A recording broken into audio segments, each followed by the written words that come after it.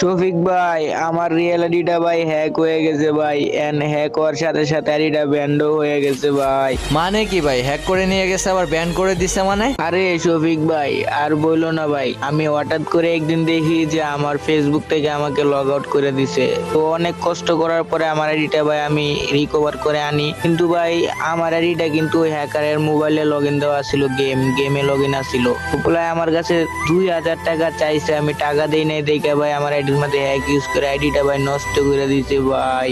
আরে ভাই, যা হবার তো হয়ে গেছে, আর এটা নিয়ে মন খারাপ করো না। এখন এই নতুন আইডি দিয়ে আবার সবকিছু শুরু করো। আর গাইস, তোমাদের যাদের শখের আইডি আছে সবাই কিন্তু আইডিটা 2 স্টেপ সিকিউরিটি লকটা করে রাখবা, যাতে আইডি কখনো কেউ